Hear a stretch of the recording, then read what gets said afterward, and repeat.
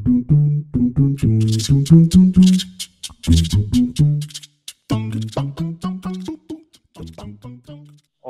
jadi pembicara pertama kita kayaknya siapa nih? Mas Temi atau Mas Cucu dulu? Mas Cucu dulu kali ya, yang jauh-jauh nih. Jelas, serah lo. Serah ya. Oke, ya saya coba buka sedikit perkenalan lebih lanjut lagi. Jadi Mas Kunchara Wicaksana ini tadi seperti saya bilang dia adalah desain studio director ya, Mas Kunchara ya. Iya, office director sebenarnya. Office director, oke, office director di Design International sejak bergabung sejak tahun 2006. Jadi relatif cukup lama nih, dari 2006 ke 2020, berarti udah 14 tahun dia bekerja di desain dari Unpar Parahyangan. Kemudian lanjut bekerja di Bali ya selama 2 tahun di firma GFAB sebelum akhirnya lanjut ke AA Architectural Association di London. Itu sempat ketemu ini juga Zaha ya. Ya. Oke. Jadi bulan waktu itu yang final kritik saya. Oke. Penguji final ya, di final ya, final quiz. Oke. Gimana tuh sama saya? Challenging? Nanti boleh saya ceritain, itu lucu juga. Oke, siap. Bagian dari materi ini kayaknya. Oke, berikutnya setelah lulus dari EE, Mas Kunchara lanjut bekerja di KPF London, jadi Confidence Fox. Selama berapa tahun ya? 2 tahun ya? Kurang lebih ya? Kurang lebih 2 tahun, baru kemudian masuk ke Desain Internasional, dan saat ini diberi tanggung jawab untuk mengelola kantor di Shanghai. Salah satu beberapa award yang telah dicapai, diantaranya untuk retail project, khususnya untuk Desain Internasional, ada di Maroko Mall, dan Milano Arese, serta flagship development dari Inca Group di China. Ya, mungkin tanpa berlarut-larut, silakan Mas Cucu buat sharing ke kita, karena hari ini sebenarnya mata kuliahnya adalah dasar keprofesian. Jadi kami berharap sebenarnya dari beberapa narasumber yang hadir hari ini, sharingnya tentang pengalaman mereka mulai dari lulus kuliah, lalu bagaimana menjalani profesi ini. Oke. Semua bisa dengar saya jelas? Bisa, Pak. Oke. Bisa, Pak. Selamat siang semua. Ini terima kasih buat Mas Firman dan Alvar, dan tentunya UPH bisa dengan senang hati mengundang saya. Saya dengan senang hati untuk sharing. Jadi karir saya sejak lulus, saya mulai di GFAB, Gerivel Architectural Bureau di Bali. Sebenarnya ini step pertama yang saya lakukan setelah pada tengah pendidikan saya di Unpar dulu, kepikiran pengen masuk EE. Kenapa pengen masuk EE? Pasti itu gara-gara lihat prospektus yang entah siapa ninggalin di himpunan di Unpar. Sangat menarik, sangat inspirasional. Saya baca, saya pelajari lebih lanjut. Itu bikin saya dreaming, lebih pengen ke EE makin dan makin. Dan untuk pada waktu itu, saya berpikiran bahwa untuk mempersiapkan saya bisa masuk EE dengan baik, saya harus milih satu step sebelumnya, yaitu untuk bekerja di biro yang bisa mensupport saya dalam hal ini. Dari shop around, saya ketemu satu informasi bahwa ada satu biro namanya GFAB, yang pada tahun itu, pada saya bergabung tahun 2000, itu kurang lebih baru 1 tahun apa 2 tahun establish di Bali. Jadi beliau dulunya adalah project arsiteknya Seah & Co. dari London, yang mendesain Four Seasons Science. Terus seperti banyak bule-bule yang lain, akhirnya dia establish biro sendiri. Kenapa saya milih beliau? Karena dengan latar belakang pendidikan Inggris, dan proyek-proyek beliau juga banyak di overseas, sehingga saya percaya bisa membantu saya dalam menyiapkan diri saya ke EE.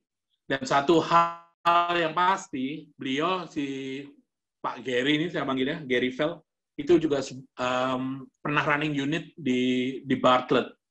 Jadi pas banget lah dia bekerja di bawah langsung oleh Peter Cook. Jadi saya pikir ini adalah kombinasi yang tepat buat nanti saya kalau mau minta rekomendasi letter. Begitu. Jadi saya di Gary ini 2,5 tahun di Bali, sambil nikmatin Bali, sambil nyiapin berangkat ke EE. Terus pada tahun 2003 saya berangkatlah ke EE. Saya berangkat ke EE. Waktu itu saya milihnya emang Inggris, antara EE sama Bartlett, London base, karena saya pikir London akan berikan saya banyak exposure ke high quality architectural firm dibanding kalau saya harus di kota lain dari London. Jadi saya targetnya London, pilihan keduanya Bartlett. Nggak pilihan kedua lah, 1A, 1B. Nah, kebetulan ambil ke EE karena emang feelingnya udah sangat EE banget dari dulu. Terus dan Bartlett juga karena dia lebih institusional lah, lebih besar. Jadi mereka nge-reply aplikasi, tracing dokumen itu agak lama. Sehingga saya udah putuskan tuh waktu itu untuk segera bergabung di EE aja. Berangkat ke EE, ambil program namanya DRL, Design Research Lab. Jadi itu design based master degree yang semua project-nya di dalam itu by design. Jadi sangat menarik buat saya, dan semua di DRL itu adalah team base. Jadi mulai hari pertama sampai presentasi terakhir semua dengan tim. Kurang lebih 1,5 tahun kurikulumnya untuk Master in Architecture and Urbanism. Saya selesaikan 1,5 tahun tentunya, dan di ujung dari studi kita ada final crits yang tadi kebetulan salah satu juri yang datang adalah Zahadid. Normal karena beliau juga lulusan EE, dan salah satu profesor kami juga Patrick Schumacher, yang notabene juga partner Zaha. So, beliau ada, dan berbagai arsitek lain, waktu itu ada Van Berkel segala. Intinya seru lah di EE. Saya ingat final crit saya waktu itu dibilang oleh Zaha adalah untuk mewakili tim. Itu yang dipertanyakan adalah, ini proyeknya menarik. Kritiknya adalah, tapi kalau saya ibaratkan kue, ini adalah icing cake-nya. Mana cake-nya gitu. Jadi emang pada waktu itu lebih kita student dengan matangannya ya.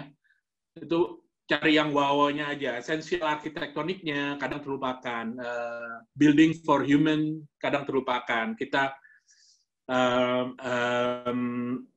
kita berusaha mencari teknik-teknik baru dan segalanya. Nanti boleh kalau ada yang nanya tentang pengalaman ini lebih detail, itu seru. Terus di tahun terakhir, di 6 bulan terakhir, saya juga diminta mengajar seminar. Seminar itu sebenarnya kayak kelas-kelas khusus lah sebenarnya, yang fokus di teknik tertentu. Yang kebetulan lumayan saya again 3D Max sama Rhino. Tapi Rhino-nya masih Rhino script tuh. Jadi kayak Grasshopper segala belum ada, Paraklot belum ada, segala. Jadi semua by script. Kita masih script pakai VB script. Jadi saya running course itu dengan 3D Max juga. Yang intinya di course itu adalah untuk menginvestigasi penggunaan teknik digital yang tapi untuk di arsitektur. Contohnya kalau di 3D Max pada zaman segitu, kita gunain inverse kinematic, kita gunain crowd behavior, dan segalanya. Partikel, jadi zaman-zaman itu research seperti itu sangat kuat masih di EE. Terus udah saya setelah lulus pada tahun 2005, saya nge-apply nih ke beberapa kantor pada saat 2005. Itu lagi ekonomi sedang bagus, dan dunia juga ekonomi masih bagus. Sehingga banyak demand buat arsitek muda, sehingga kurang lebih relatif.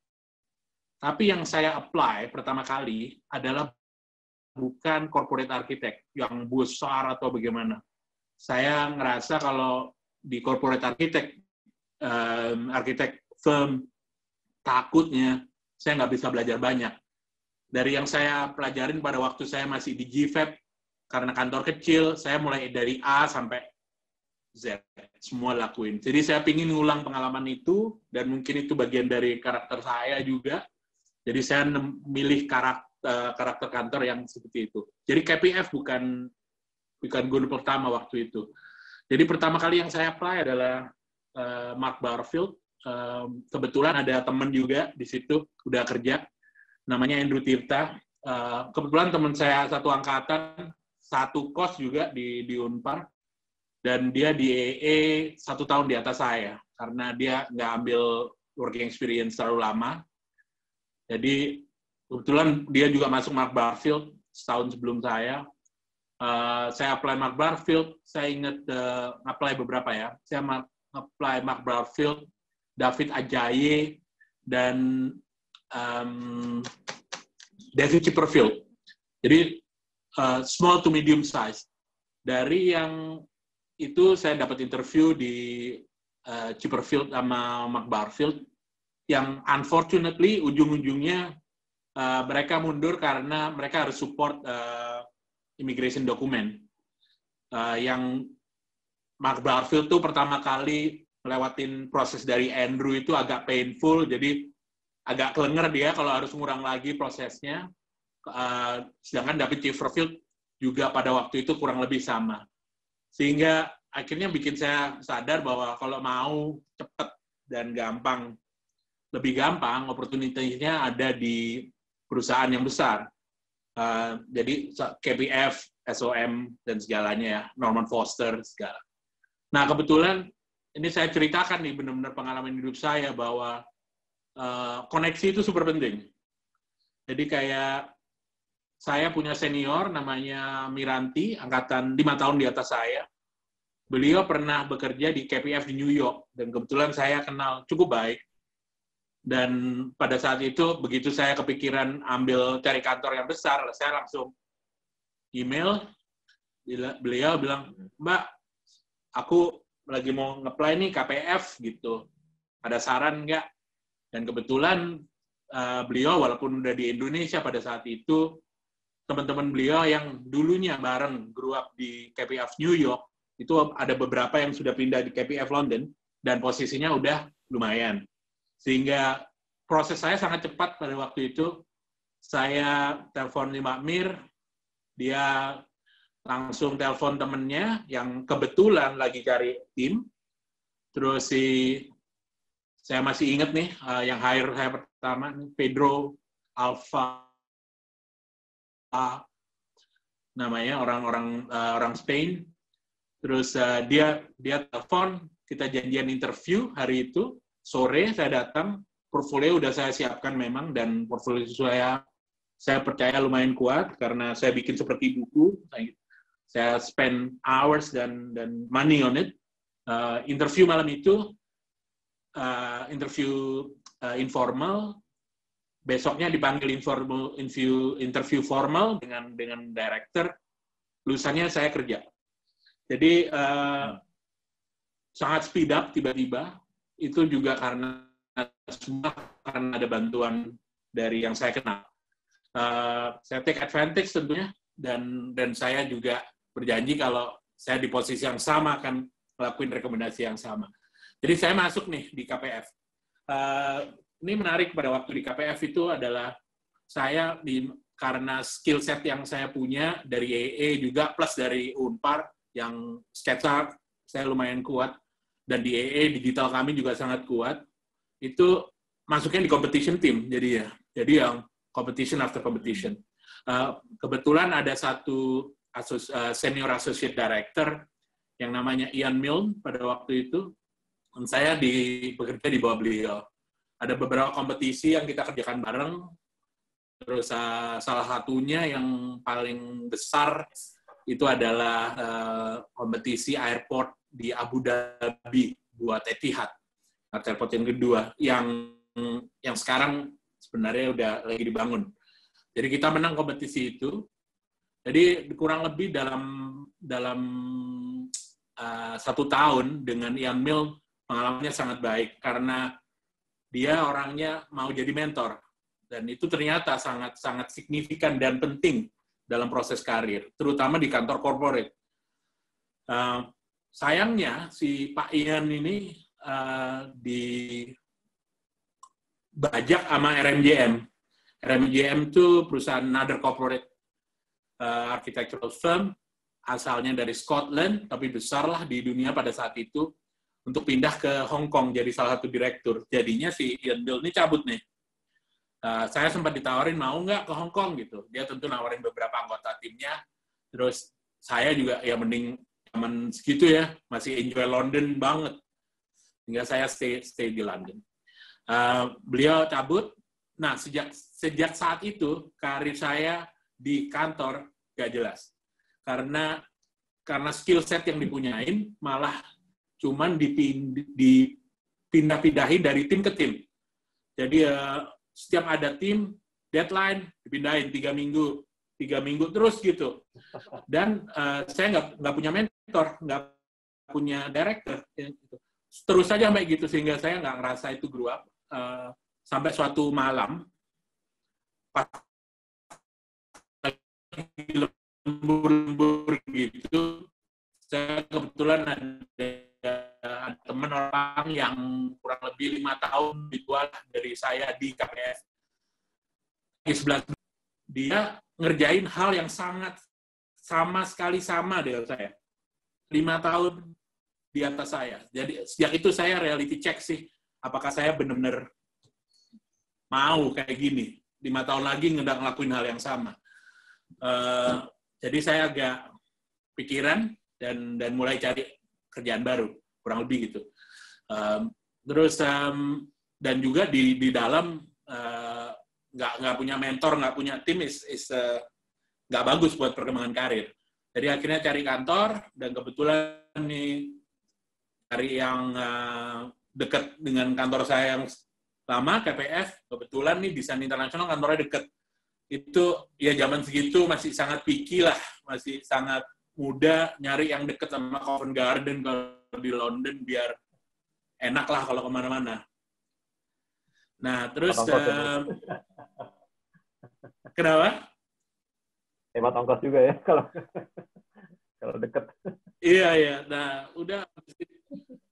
Akhirnya saya Desain Internasional, interview langsung dengan CEO, karena ini kantor nggak besar-besar banget. Sebenarnya malah suitable, tapi uniknya dia itu kantor kecil, proyeknya besar, jadi pas banget nih buat saya sebenarnya. Kecil tuh waktu itu kapasitas 40 orang. Pada waktu itu ya, itu udah ada kantor Milan mungkin 10 orang kurang lebih. London 30, dan pada waktu itu masih ya kurang 40 orang. Kantor Toronto sudah nggak ada pada waktu itu, asal kami dari Toronto, Desain Internasional. Intinya saya masuklah situ, cepat masuk, jadi project leader. Terus ada satu proyek yang saya diminta bantuin pada waktu itu, di luar project saya normal, itu adalah Morocco Mall nih. Ini bulan ke-6 lah, saya belum 1 tahun di Desain Internasional. Di bulan ke-6, saya juga ngelihat disadvantage-nya ya, orang Indonesia, kami dengan paspor hijau kalau di kantor Eropa. Karena proyek-proyek kan di Eropa, kalau tiba-tiba klien ingin ketemu, opportunity baru, kita harus segera reaksi. Dan kalau orang Indonesia perlu visa, unlikely kita dikirim dulu. Pasti. Jadi itu disadvantage. Jadi pas Morocco Mall datang, saya kebetulan bantuin pas weekend tuh.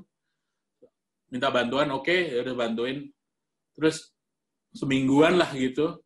Saya bilang sama bos, ini kalau Morocco saya nggak perlu visa. Oh gitu, ya udah, langsung dikirim tuh. Project langsung dikirim. Saya nggak tahu dikirim sebagai apa gitu. Ini project yang pertama saya pegang sebagai shopping center designer. I have no clue about shopping center. Udah, saya dikirim sekali, 2 kali, sehingga akhirnya proyek jalan, dan saya stay di Maroko tuh, kurang lebih 6 bulan. Pada waktu itu, saya langsung hire nih, teman-teman dari mana aja, dari Indonesia, saya bikin tim, saya bawa ke Maroko, campur sama tim yang London, segala dari Milan. Jadi, sangat entrepreneurship lah pada saat itu, karena satu, ngedesain aja belum pernah, saya ngedesain shopping center tuh nggak ngerti. Kantor itu udah pernah lah. Kalau dulu di Bali ya resort aja. Cuman shopping center is another skill set yang belum punya. Udah sampai akhirnya Morocco Mall nih jadi ya dibuka. Terus saya nggak stay di sana selamanya tentunya. Mulai dari project leader, naik jadi studio leader. Sorry, Mas. Tadi sempat keputus suaranya kayaknya tadi. Ada yang gitu juga nggak? Ya gimana? Sempat keputus tadi setelah dari Morocco masuk bawa tim sendiri gitu ya, cukup jadi entrepreneur sendiri di sana. Habis itu sempat keputus tuh. Ya. Oh gitu. Iya. Di tim dari Indonesia, beberapa teman saya hire tuh, tapi tentunya juga ada bagian juga yang dari London datang dan dari Italy. Jadi bikin kombinasi dari tim lah. Terus project juga akhirnya kelar. Terus saya base-nya tetap di London. Terus selanjutnya karir naik nih. Jadi dari project leader dan berbagai project yang lain, saya jadi project leader, saya naik jadi studio leader. Jadi perbedaan project leader dengan studio leader adalah dalam studio leader ada beberapa project leader yang saya handle gitu. Jadi saya harus overview banyak. Sedangkan kalau project leader ya satu aja, paling 2 kalau proyeknya lagi on hold atau apa. Tapi actively hanya 1. Kerjaan yang dilakukan, terutama biasanya kalau ada kami itu mulai dari feasibility studies, jadi sebelum konsep sampai ke design development. Tipikalnya seperti itu, sebagai international architect. Nanti untuk construction drawing, biasanya kita bagi responsibility dan opportunity-nya dengan arsitek lokal yang ngegandeng kita terus lah, ibaratnya navigating the building regulation. Mereka yang dari drawing biasanya. Jadi gitu role-nya project leader. Di situ nggak hanya deliver ya, nggak hanya deliver project, tapi karena udah ada punya anak buah intinya, itu harus pastiin bahwa anak buah berkompetensi dan terlalu terinspire. Itu key, kalau nggak project-nya nggak akan jalan. Orang harus benar-benar engage sama project-nya. Itu setiap leader punya triknya sendiri. Nanti buatnya tentang itu. Terus saya berikan itu jadi studio leader. Leader ini kurang lebih kerjaannya sama, tapi beberapa project running paralel sekalian. Ada beberapa project leader. Jadi semakin strategis maksudnya role-nya. Jadi lebih detach sedikit dari yang day-to-day design base. Jadi saya intinya ngiter tiap project, nanya progress, ngasih direction, dan segalanya. Tapi pada saat itu ada project inisiatif, masih masih harus saya yang mulai dari feasibility studies, itu role-nya studio director. Sampai tahun 2013, mungkin karena happy dengan apa yang saya lakuin dengan studio saya, itu saya dipromote jadi design director untuk kantor kami yang membawai semua proyek strategis secara global, walaupun in the reality lebih ke fokus ke London, tapi ada 1-2 proyek yang dilakukan oleh kantor cabang juga saya masih overview. Tapi nggak di semua secara detail, tentunya ada milestone yang penting yang dipastikan. Itu harus lewat saya pada waktu itu. Jadi tugas desain director itu memastikan kualitas desain itu sama tiap studio. Soalnya challenge-nya dari suatu kantor itu bukan bikin sebaik-baiknya, bikin sebaik-baiknya seragam-ragamnya. Itu 2 hal yang harus lumayan paralel. Kalau enggak, bisa ada ketimpangan, ada ketidakpuasan dari klien. Kalau ada tim A, tim B, jadi role saya adalah mastiin kualitasnya itu sama. Ada beberapa management tool yang harus saya aplikasikan, bikin framework supaya kualitas desainnya sama. Pada waktu itu, saya nggak tahu caranya gimana, Yuli invent aja. Apa aja kurang lebih yang harus dilakukan. Di poin-poin aja. Begitu, sampai tahun jadi mulai dari tahun 2009 sampai 2013 sampai 2015 saya desain director, terus sampai akhirnya kantor memutuskan bahwa kita perlu ada kantor cabang di Shanghai, karena emang resource juga nggak banyak ya kantor pada saat itu, mungkin 80 orang.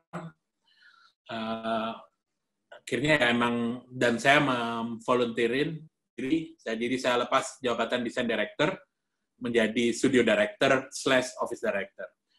Bedanya pada waktu di project leader itu, kalau tentara kurang lebih jenderal yang punya tentara, punya anak buah.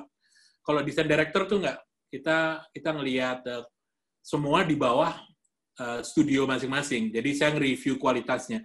Ada pro dan cons sih pada waktu saya ngelakuin itu. Karena apa ya,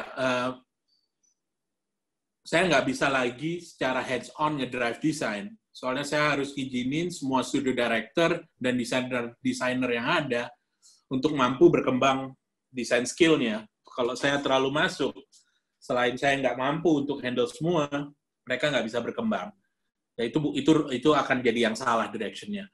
Terus ya itu kelemahannya kalau semuanya jadi desain director, nggak megang project satu gitu, nggak. Ibaratnya hampir kita itu nggak ngerjain apa-apa gitu. Kita cuma meeting, checklist, segala. Mungkin ngasih sketch, ngasih solusi, nggak apa-apa. Gitu, sampai akhirnya ada opportunity di Shanghai yang saya ambil karena juga pada saat itu saya 13 tahun sudah di London. Mungkin 12 tahun, jadi terus terang London saya lumayan bosen tuh. Kebetulan saya dan keluarga udah lumayan bosen. Terus akhirnya ada kesempatan di Shanghai ini saya ambil juga untuk lebih dekat dengan keluarga. Ini juga salah satu faktor yang harus diproyeksi ketika Anda berkarir di luar negeri. Itu adalah gimana keluarga yang harus mungkin Anda punya kewajiban gitu ya. Kebetulan saya anak sendiri, bukan saya yang cerita secara pribadi tentang kehidupan saya, tapi itu mau nggak mau mengaruhi career decision. Gitu. Jadi saya ambil Shanghai yang notabene cuma 6 jam kalau terbang ke Indonesia langsung, dan cuma 1 jam time differences. Jadi dengan ayah dan ibu saya yang sudah makin tua, yang nggak mau saya ajak pindah ke London, jadi ya udah gimana, hingga Shanghai solusi yang cukup baik, dan Shanghai itu sangat dinamik ya, kotanya sangat bagus dan sangat maju, sangat aman. Jadi saya suka memang Shanghai dari beberapa kali kunjungan ke sana sebelum pindah. Akhirnya saya pindah ke Shanghai, yang sebenarnya jabatannya itu adalah studio director / office director. Karena Di situ kita punya design team, jadi ada studio, tapi juga ada manajemen role yang harus saya pegang, sumpamanya budgeting itu termasuk nyiapin proposal kontrak, bukan secara legal part-nya, tapi time schedule, terus resource plan, sehingga tahu kita bisa offer bid ke klien itu berapa. Itu kerjaan office director juga, bareng dengan finance team lah, intinya itu. Jadi ada role tambahan yang disediakan di situ, tetapi karena saya adalah orang asing, ada partner saya gitu, posisi agak di bawah, tapi sebenarnya kami berdua jadi satu. Dia orang Shanghai, tapi juga bagian dari tim saya sejak di London.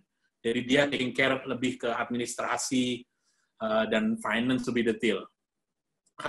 Dan dia yang menjadi legal representative dari kantor untuk establish di Shanghai. Oke. Jadi sebenarnya bukan partner, emang dia ditaruh oleh kantor. Jadi untuk melaksanakan role office director itu saya bareng dia, karena saya nggak mau jadi legal representative, intinya gitu. Resikonya banyak tentunya, dan saya nggak mau untuk itu. Udah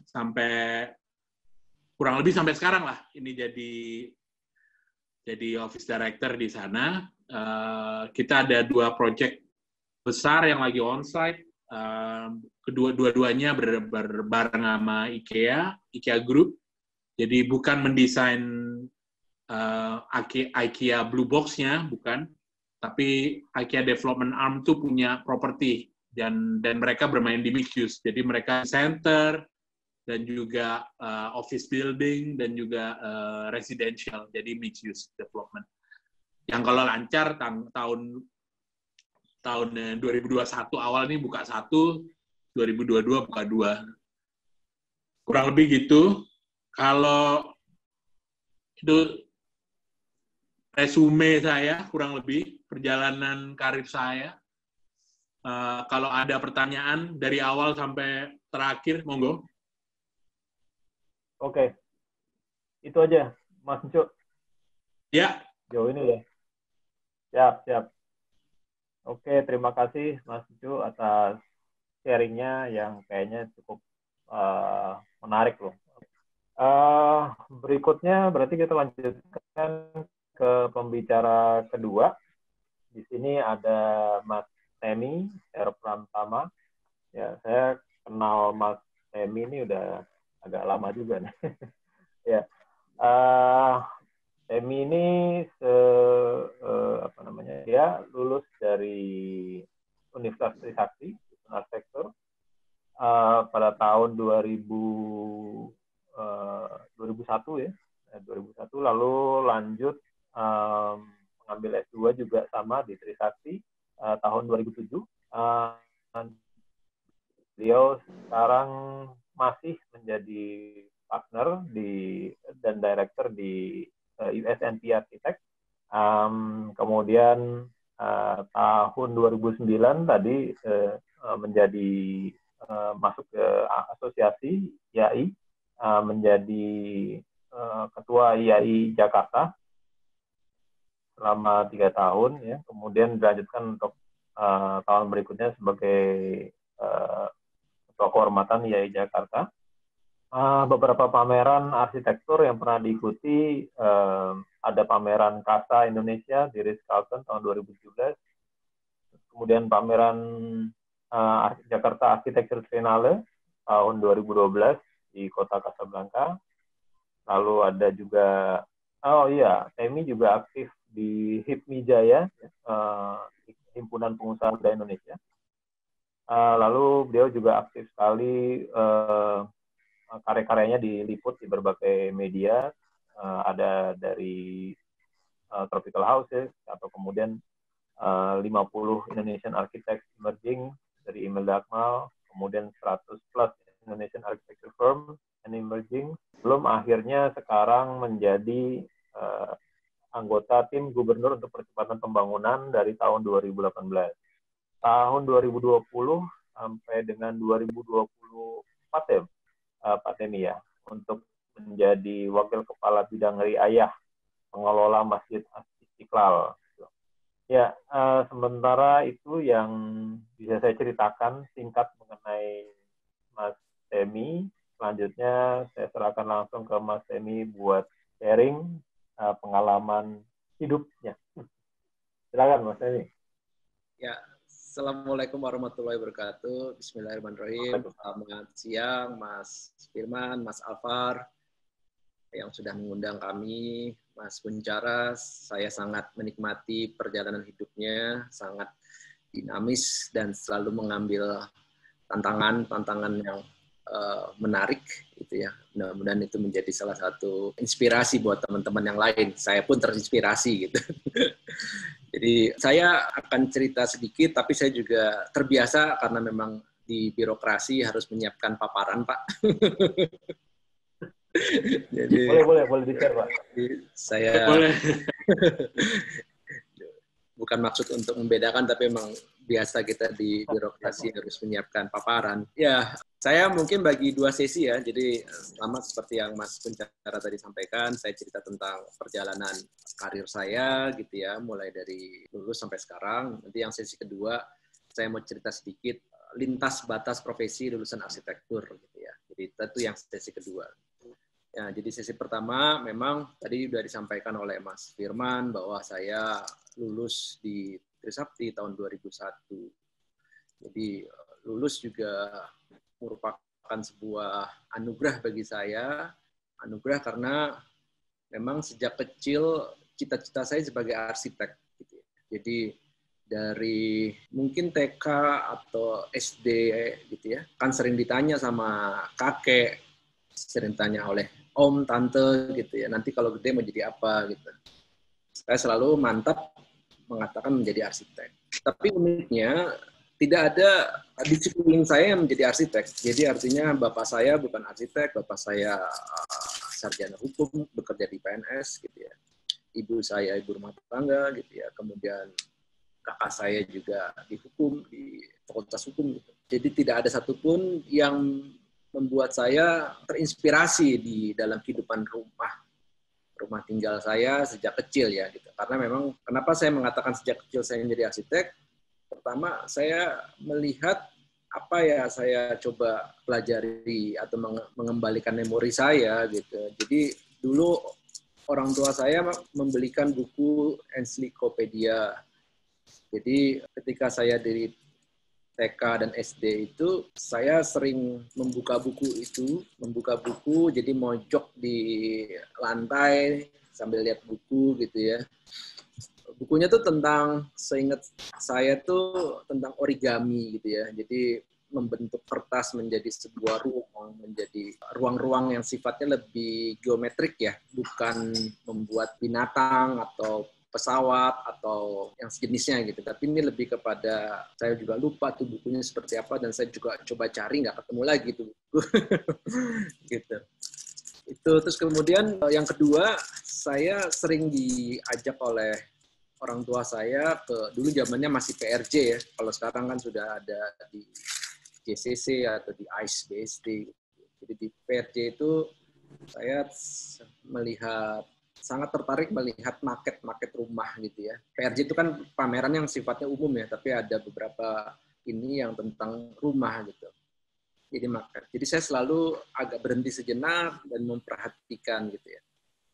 Terus kemudian yang ketiga, saya ingat betul pada saat saya SD, saya sering main ke rumah teman saya dan saya sangat menikmati rumah teman saya. Jadi di tahun 90-an nggak banyak rumah didesain oleh arsitek gitu ya, kira-kira begitu ya. Jadi tahun 90-an tuh orang membuat rumah pakai mandor dan sejenisnya lah gitu. Termasuk rumah saya dibangun oleh mandor gitu, bukan oleh arsitek. Orang tua saya tidak meng-hire arsitek di era itu gitu.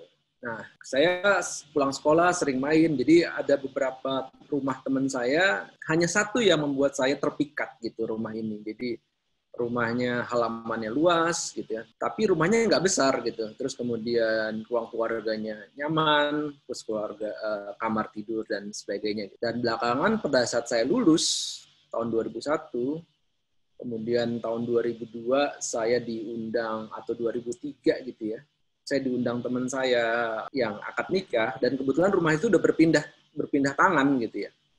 Jadi pemilik yang baru yang kebetulan teman saya gitu ya. Bukan teman SD saya, teman kuliah saya gitu. Terus saya perhatikan undangannya, akad nikahnya di jalan Benda nomor sekian gitu ya. Terus saya ingat ini kayaknya rumah teman SD saya gitu. Oh, ternyata sudah berpindah gitu kan, berpindah tangan gitu. Terus saya datang, oh bener gitu. Disitulah saya baru ingat gitu.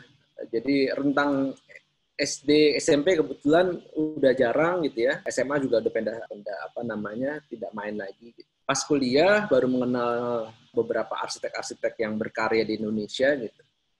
Dan akhirnya saya baru sadar, oh rumah ini karya Tan Chiang Ai.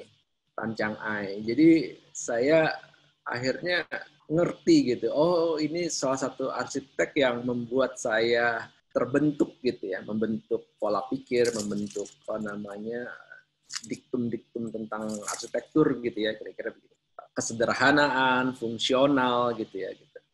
Sampai akhirnya perjalanan waktu saya bekerja pertama kali lulus ya di tahun 2001 itu masih krisis moneter ya, tahun 98 momentum krisis politik dan ekonomi, dan kebetulan tahun 99 saya mulai aktif di organisasi kemahasiswaan, ikut demonstrasi pertama kalinya ikut demonstrasi, teman saya 11 wafat, almarhum Elang gitu. Dan kemudian pasca kejadian 12 Mei, saya begitu aktif di kegiatan-kegiatan demonstrasi, selain memang bentuk kemarahan atas wafatnya teman saya gitu ya. Yang kedua sebenarnya juga ingin kabur dari kampus supaya nggak kuliah gitu kan. Semakin banyak demo, semakin nggak kuliah gitu, kira-kira gitu. Kemudian satu paket. Dan akhirnya keaktifan saya mengantarkan saya menjadi ketua himpunan. Gitu. Ketua himpunan, akhirnya kita bergaul dengan para dosen, senior, lintas fakultas gitu ya. Teman-teman lintas fakultas gitu.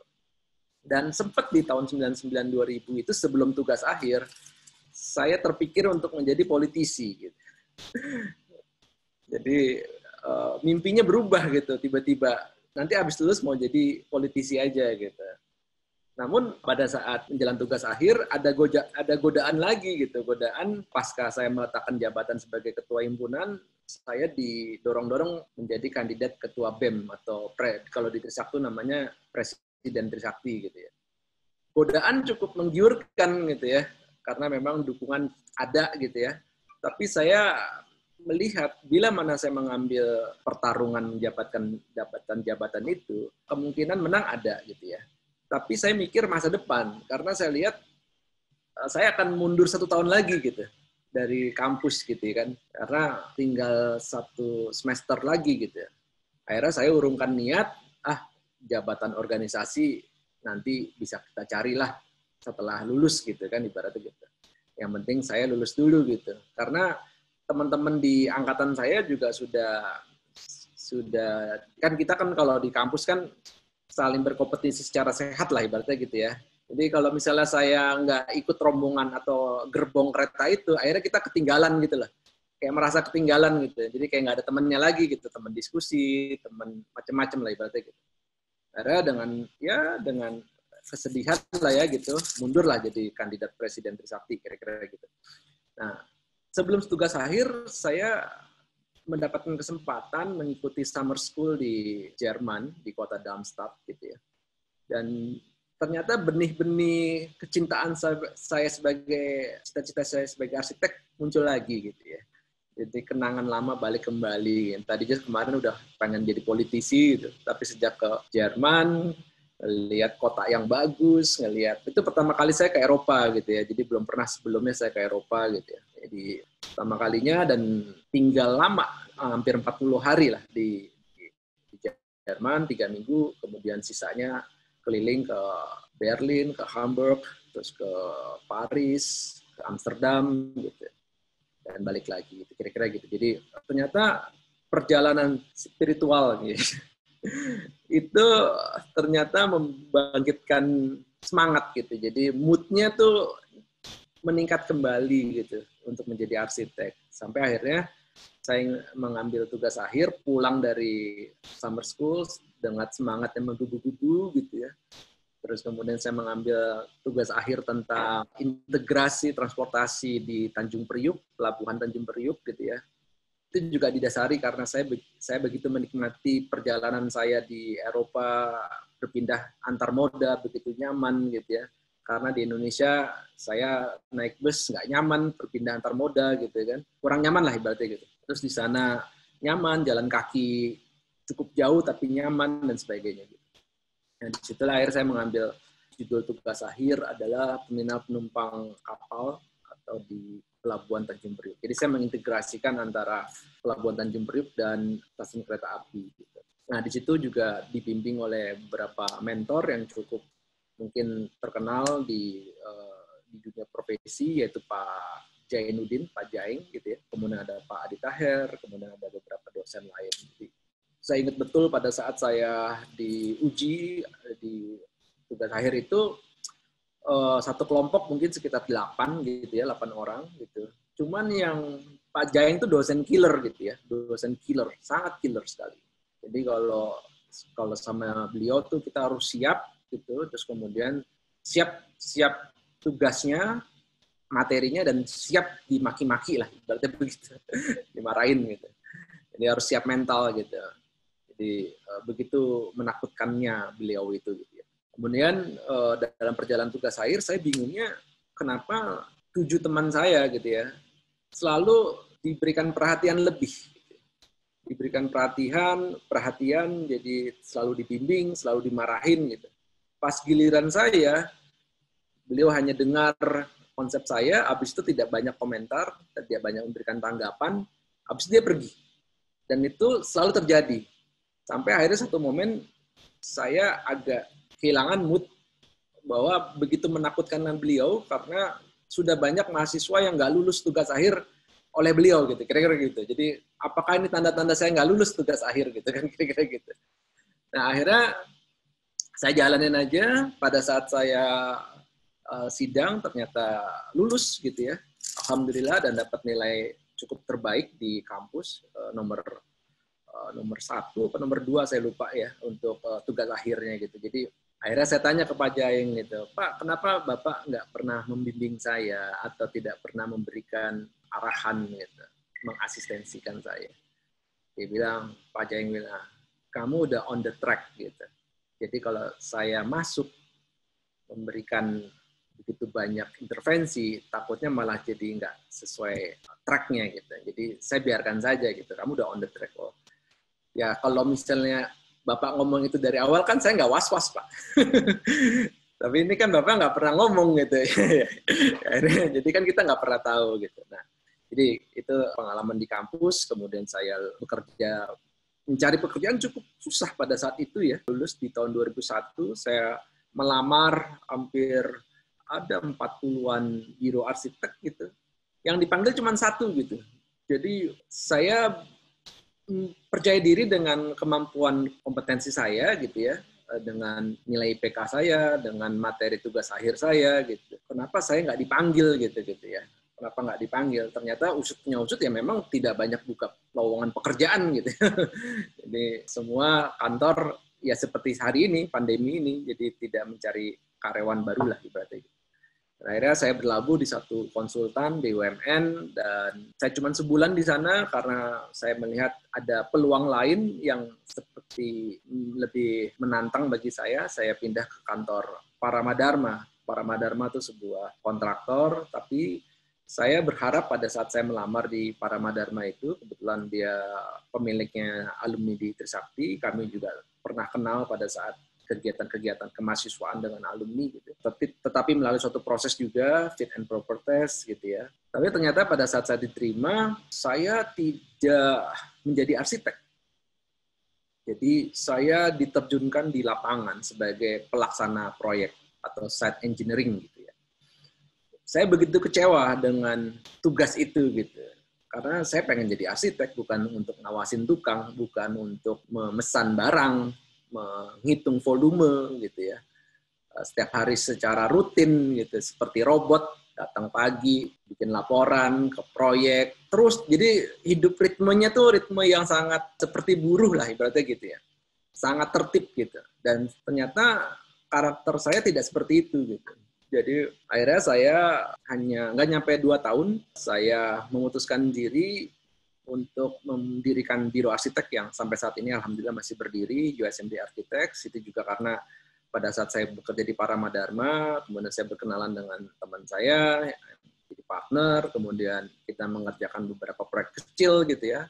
Awalnya proyek kecil, kemudian tiba-tiba berkat izin Allah kita mendapatkan proyek yang cukup besar gitu, dan kesempatan dan lebih luas. Dan pemberi proyeknya juga bukan orang sembarangan gitu ya, pejabat tinggi negara gitu kan, sedangkan kami juga masih arsitek yang belum banyak pengalaman lah gitu ya, belum punya sertifikat SKA, belum bergabung ke IAI dan sebagainya. Nah di situ karena semakin dapat kepercayaan dari pemberi tugas, ternyata memang pemberi tugas itu lebih senang memberikan kepercayaan kepada orang yang dapat dipercaya gitu ya. Jadi orang pinter boleh, tapi kalau tidak bisa dipercaya, pasti ditinggal gitu. Nah, saya membuktikan diri sebagai orang yang bisa dipercaya gitu. Yang paling bisa dipercaya adalah kita tidak bermain-main di dalam proyek gitu ya, artinya markup atau mendapatkan keuntungan dari proyek tersebut gitu. Jadi itu yang menjadi sikap saya yang memang ketika saya reformasi ya kita meneriakan itu gitu kan, meneriakan tidak ada korupsi dan sebagainya. Jadi saya komit pada saat saya lulus saya melakukan prinsip-prinsip kehidupan seperti itu. Ternyata dengan prinsip itu saya banyak mendapatkan kepercayaan dari beberapa klien gitu ya, sampai akhirnya beberapa klien pejabat tinggi negara yang memang berkuasa pada saat itu gitu. Terus kemudian perjalanannya pernah mengikuti satu kali sayembara, dan sayembara itu adalah suatu sayembara kawasan di Jakarta, dan saya bersama dengan dosen saya yang merupakan mentor saya pada saat tugas akhir, saya ajak beliau, tanpa diduga ternyata saya juara 1 gitu. Juara 1 dengan yang cukup mengagetkan. Tapi pada saat saya mendapatkan hargaan juara 1, saya merasa kayaknya saya harus meningkatkan kemampuan saya. Jadi juara 1 bukan menjadi suatu kepuasan bagi saya, tapi kok saya merasa saya kok bisa juara 1 padahal kemampuan akademik saya belum di bidang tersebut. Karena ini kan bicaranya kawasan gitu. Sampai akhirnya saya memutuskan saya mengambil S2 Urban Design gitu. Jadi tantangannya pada tahun 2007 itu, atau 2006 akhir, saya terpikir untuk sekolah di Jakarta atau sekolah di luar Jakarta. Gitu. Tapi mentor saya menyampaikan, kalau sekolah itu di mana saja sama, kalau menurut mentor saya. Gitu. Karena kalau sudah S2, yang diuji adalah kemampuan kita membaca, keinginan kita melakukan research sedalam mungkin. Pokoknya itu kembali kepada diri kita sendiri gitu, bukan dari sekolahnya gitu, atau dari dosennya gitu. Nah, akhirnya mentor saya bilang, kamu masih merintis biro arsitek baru 5 tahun kan, 2002 sampai 2007. Gitu. Jadi kalau kamu sekolah di Jakarta, membagi waktu antara sekolah dengan urusan pekerjaan masih bisa dilakukan. Tapi kalau kamu keluar Jakarta, dimanapun tempatnya, apakah di luar negeri atau mau di daerah lain gitu ya, praktis kamu cuti dari usaha yang kamu dirikan itu 5 tahun yang lalu, kira-kira gitu. Nah, ya 5 tahun itu kan waktu yang sangat singkat dan kita juga berpartner gitu ya. Jadi kalau mungkin Pak Firman sudah pernah menikah kan? Atau teman-teman yang lagi pacaran. Jadi 5 tahun itu proses sebuah mencari kematangan dan keseimbangan, saling mengenal satu sama lain. Jadi tahun pertama, tahun kedua tuh ya masih ada hal-hal yang masih disembunyikan lah ibaratnya gitu. Tahun 3, 4 tuh mulai terbuka semuanya, saling mengerti, memahami. Jadi di tahun-tahun itu tahun-tahun yang sangat sulit untuk kalau saya harus berpindah ke kantor lain atau ke kota lain. Gitu. Nah, kemudian ujian berikutnya saya melalui satu proses S2 di Jakarta, di Trisakti, saya lulus. Kemudian ujian berikutnya tiba-tiba saya ditunjuk sebagai Ketua IAI Jakarta tahun 2009. Jadi ini satu musibah lagi gitu ya. Padahal saya nggak pernah menginginkan jabatan itu gitu. Jadi pada saat karena kalau di asosiasi profesi itu kan kita tidak mengajukan diri sebagai calon ya. Tapi kita ibaratnya didorong oleh teman-teman untuk menjadi ketua gitu. Dan akhirnya kami mengatur satu proses demokrasi yang sangat sengit pada saat itu ya, karena memang hanya 2 calon gitu ya. Biasanya kalau 2 calon ya sengit gitu ya, kubu-kubuan gitu. Pak Firman mengikuti salah satu tim sukses kami gitu. Ternyata kita menang gitu, kita menang, wah ya nggak disangka gitu bahwa ya kita cuma mengikuti satu proses, ingin menunjukkan bahwa IAI Jakarta bisa menyelenggarakan sebuah pemilu yang berbobot gitu, saling argumentasi, ketimbang kalau saya mundur, akhirnya menjadi aklamasi. Artinya aklamasi itu penunjukan gitu ya. Jadi nggak ada pembelajaran demokrasi di asosiasi, kira-kira begitu. Jadi semangat saya waktu itu hanya ingin bagaimana tidak seperti ketua partai lah yang ditunjuk gitu ya. Kemudian kembali saya selalu menekuni sebuah tugas gitu ya, apapun saya selalu fokus gitu ya. Jadi ini buat pelajaran buat teman-teman gitu ya. Jadi fokus terhadap tugas yang diemban gitu. Jadi praktis selama 3 tahun saya dengan Pak Firman terus berproduksi, berkarya, dan membuat satu sistem-sistem baru yang berbeda dengan kepengurus sebelumnya, dan kita punya misi, kita meletakkan suatu pondasi, jadi nanti setelah kita selesai jadi pengurus, harapannya pondasi itu bisa membuat organisasi ini bisa lebih kuat dan lebih kencang jalannya, kira-kira gitu. Nah, dengan kita menjadi pengurus di organisasi, maka kita banyak berkenalan dengan semua orang lah, mulai dari pejabat, arsitek senior, dan sebagainya gitu ya. Dan tadi juga disebutkan oleh Mas Firman, saya memang selain di organisasi asosiasi, saya berpandangan saya harus, mungkin karena DNA saya tuh suka menggerakkan orang ya, suka tantangan baru, suka ada lingkup baru gitu ya. Jadi saya ikut ke Himpunan Pengusaha Muda Indonesia, HIPMI gitu, sebenarnya dalam rangka membangun network gitu ya. Karena kalau di IAI, asosiasi profesi, saya akan menyerap banyak ilmu gitu ya, menyerap banyak pengetahuan. Tapi kalau di organisasi pengusaha, insya Allah saya akan mendapatkan network baru untuk mendapatkan proyek gitu. Jadi proyek itu bisa lebih mudah didapatkan gitu, kira-kira begitu. Karena kita sudah kenal, dan benar ketika saya bergabung di HIPMI gitu, saya mulai beberapa kenal para pengusaha, sampai saya mengenal Pak Sandiaga Uno. Karena tanpa HIPMI saya nggak mungkin kenal Pak Sandiaga Uno gitu kan. Kemudian perjalanan terus berjalan, dan akhirnya mengantarkan saya bertemu kembali dengan Pak Sandi pada satu momen di Kadin. Jadi saya setelah HIPMI, saya masuk ke Kamar Dagang Indonesia, Kadin, diminta oleh teman saya, dan ternyata satu bidang dengan Pak Sandiaga Uno. Gitu. Nah, pada saat saya di Kadin, saya berinteraksi lebih dalam. Kalau di HIPMI kan kita di Jakarta, Pak Sandi waktu itu Ketua Umum HIPMI Jaya gitu. Nah, karena kita di Kadin dalam satu bidang, interaksinya lebih sering gitu. Dan akhirnya mengantarkan saya sebenarnya pada saat beliau memutuskan menjadi calon gubernur gitu ya. Beliau sering berdiskusi dengan saya gitu, meminta masukan tentang penataan kota dan pembangunan. Dan awalnya ya kita jawab saja kan pakai email atau WA gitu. Bahkan waktu itu Pak Firman pernah mengundang Pak Sandi sebagai pembicara. Jadi uniknya Pak Sandi langsung memforward proposal itu untuk saya untuk menyiapkan materi gitu. Jadi disitulah saya menyiapkan pertama kali materi buat paparan Pak Sandiaga Uno. Jadi saya menyiapkan materi, ternyata mungkin itu membuat beliau berkesan.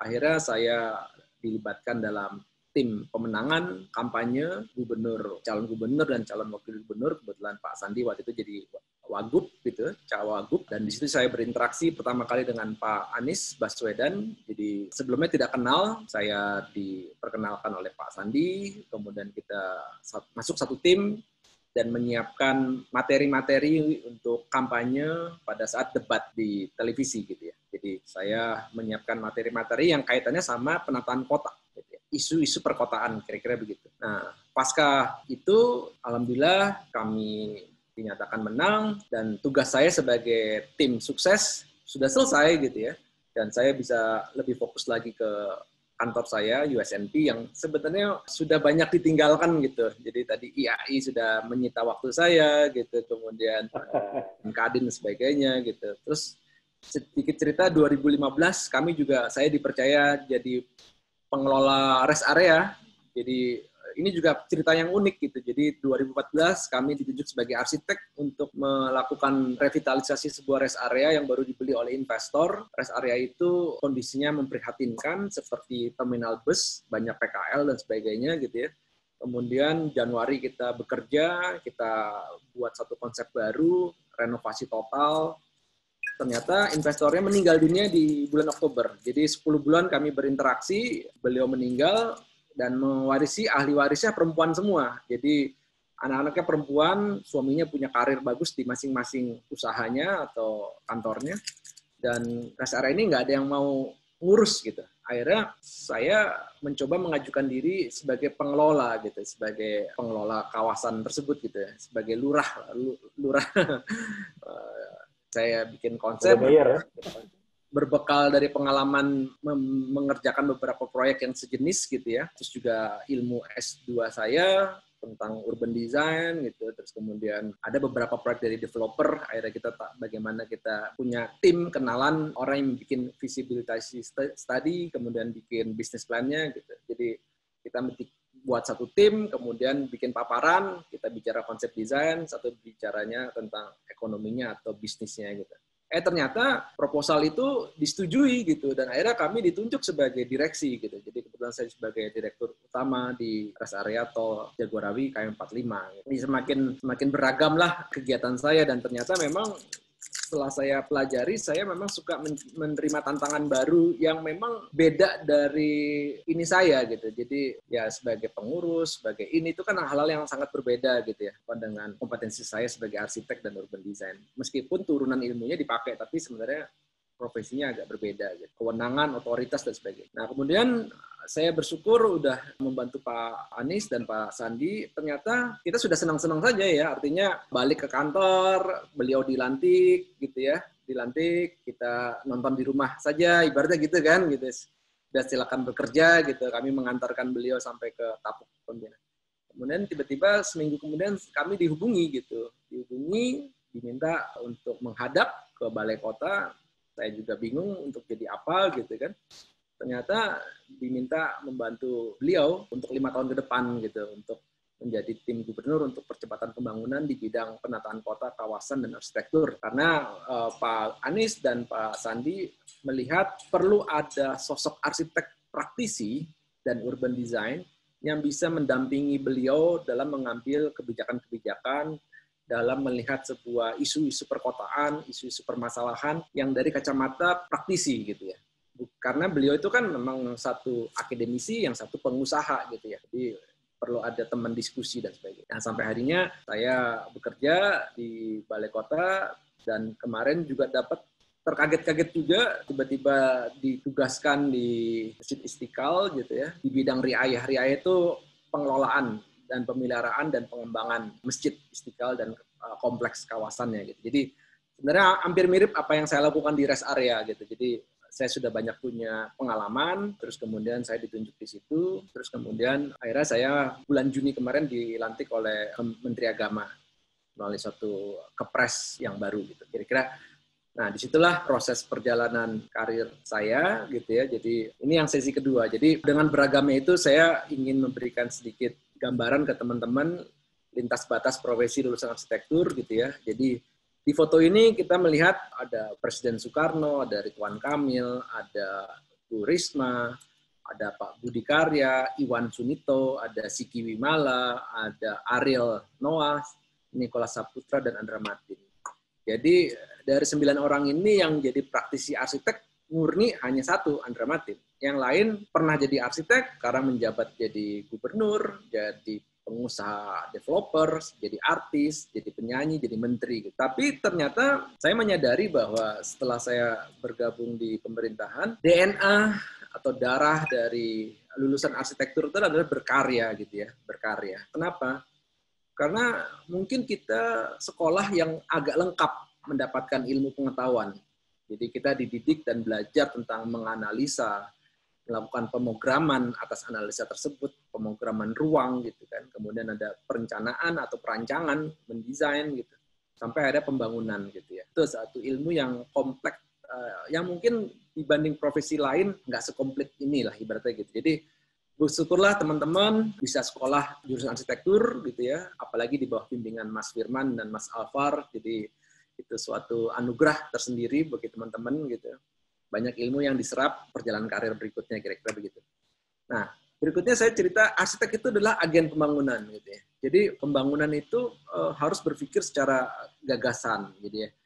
Gagasannya apa?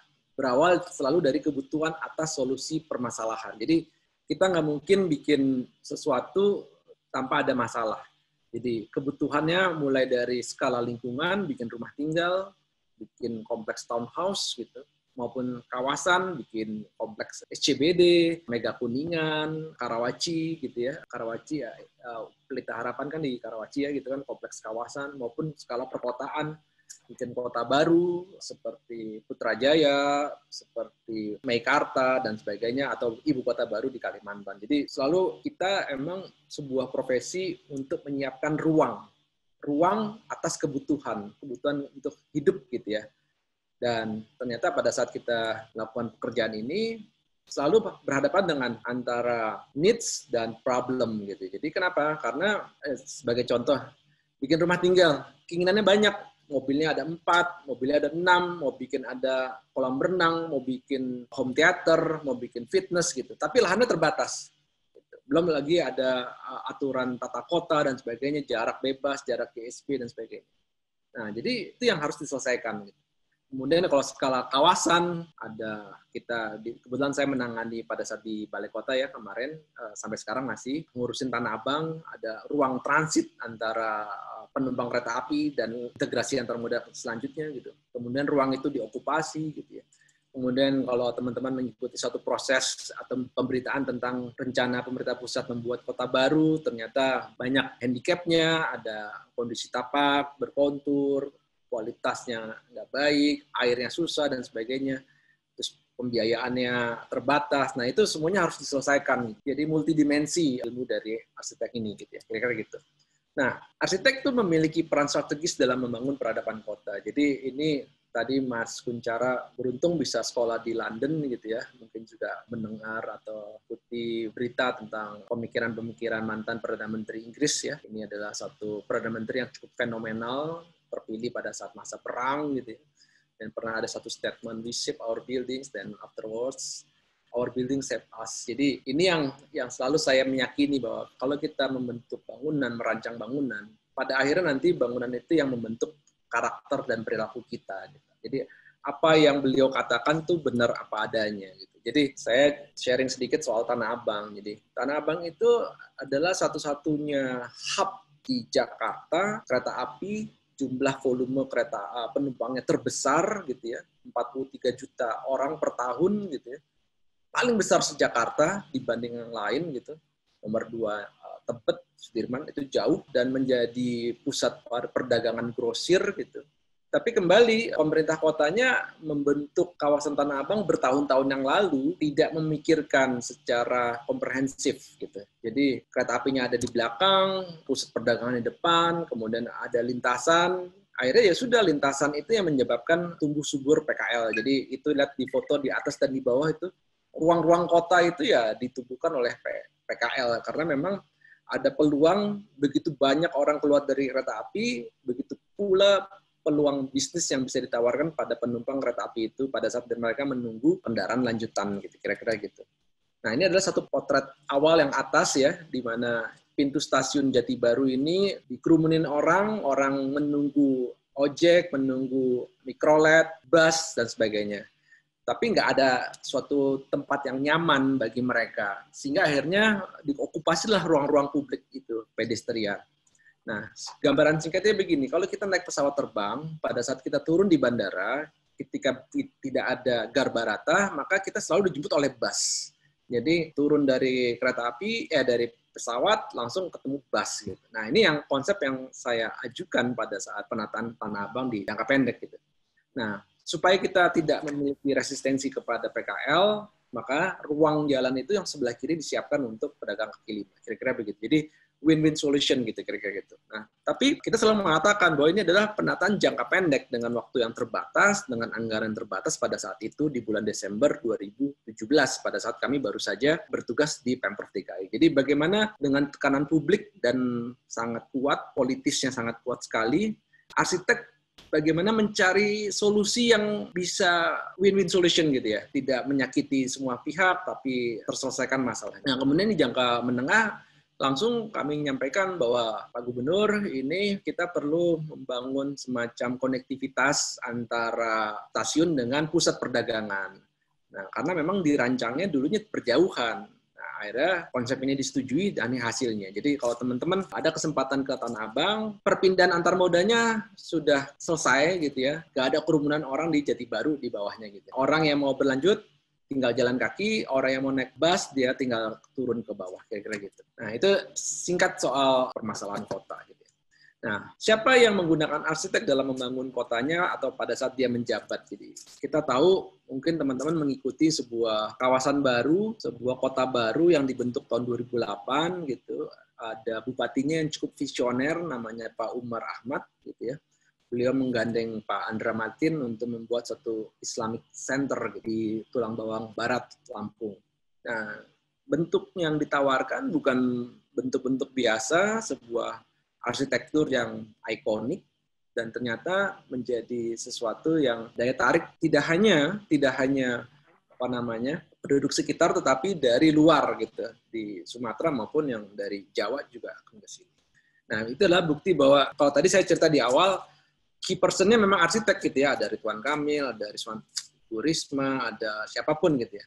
Tapi ada orang-orang yang memang bukan arsitek, dia menggunakan arsitek gitu ya. Dia memang tidak lulusan arsitek, tapi dia menggandeng arsitek mewujudkan mimpi-mimpinya. Kemudian juga yang fenomenal ini adalah Abdullah Aswal Arnas, Bupati Banyuwangi gitu ya. Dia merevolusi sebuah kota dari stigma kota yang terbelakang gitu ya, yang nggak pernah orang melirik, menjadi sebuah destinasi pariwisata. Jadi pada saat beliau memutuskan arah pembangunan, pada saat dia terpilih sebagai Bupati Banyuwangi, dia dihadapkan sebuah dilematis dengan sebuah kawasan yang cukup luas, di mana ada potensi menggerakkan ekonomi melalui suatu sektor industri, membangun pabrik, membangun segala bentuk gitu ya, untuk mensupport Surabaya dan Jawa secara keseluruhan. Tapi juga di sisi lain dia mengeksploitasi ternyata di wilayah yang dipimpinnya memiliki banyak eksotis, tempat-tempat yang menjadi daya tarik pariwisata gitu. Akhirnya dia memutuskan, ya sudah, saya mengambil pilihan yang kedua untuk mengembangkan pariwisata di Banyuwangi. Nah, kemudian dia juga menggandeng arsitek-arsitek yang hebat, Adi Purnomo, Andra Matin, Yori Antar, siapapun yang punya reputasi baik di Indonesia gitu untuk terlibat gitu. Kemudian imam besar bos saya yang baru di Istiqlal gitu, jadi beliau menginginkan momentum revitalisasi Masjid Istiqlal ini menjadi momentum untuk menjadikan Istiqlal sebagai pusat pengetahuan arsitektur gitu ya. Karena memang ini adalah sebuah mahakarya besar bangsa Indonesia.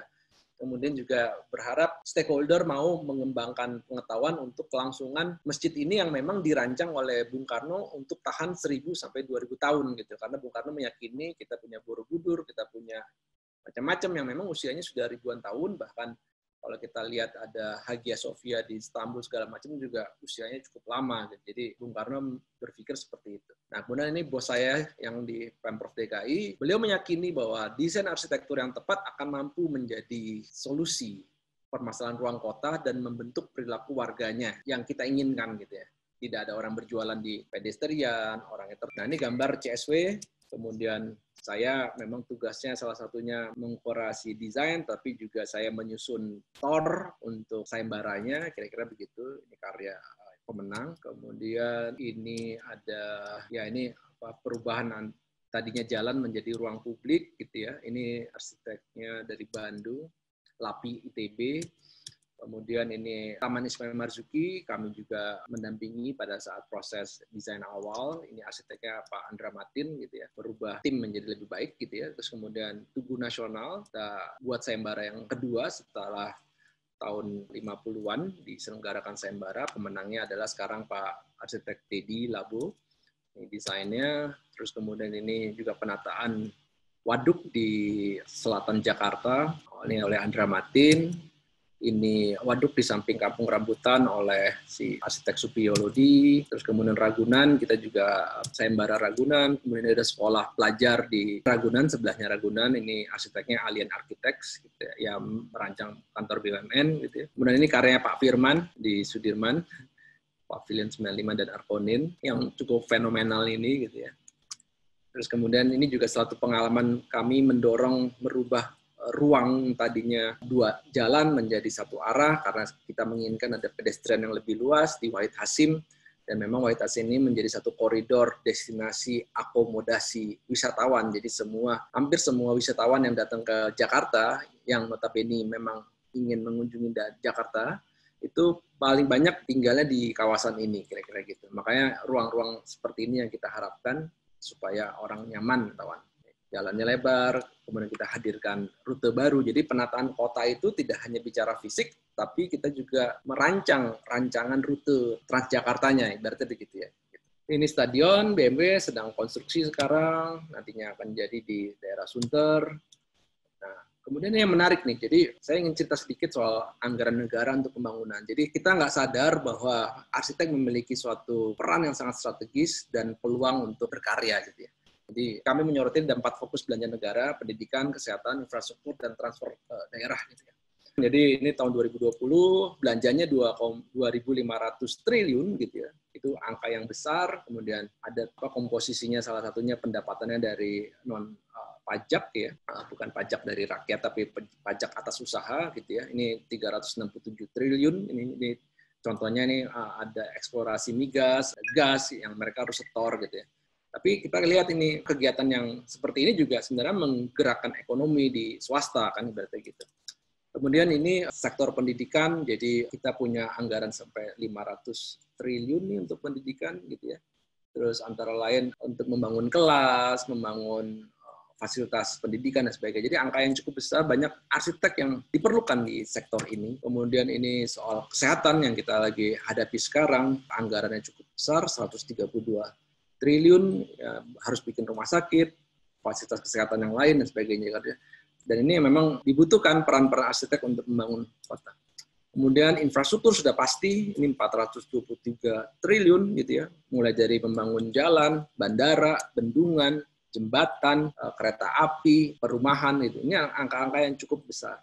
Nah, tadi saya cerita sedikit, ada transfer ke daerah gitu ya. Ini sekitar 856 triliun. Ini juga angka yang cukup besar yang disebar untuk ke seluruh daerah.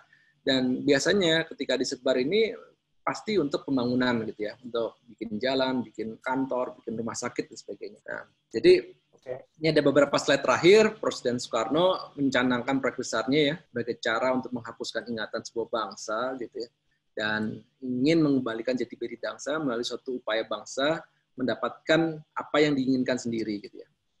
Nah, harapannya Indonesia bisa ada memori baru dan arsitektur merupakan salah satu cara untuk mencapainya. Nah, ini sebagai slide penutup, arsitek berada di semua lini kehidupan. Jadi saya beruntung bisa banyak berinteraksi dengan semua disiplin ilmu dan saya mengatakan perannya strategis sebagai agen perubahan untuk peradaban kota, baik skala lingkungan maupun skala kota. Demikian dari saya. Terima kasih. Assalamualaikum warahmatullahi wabarakatuh.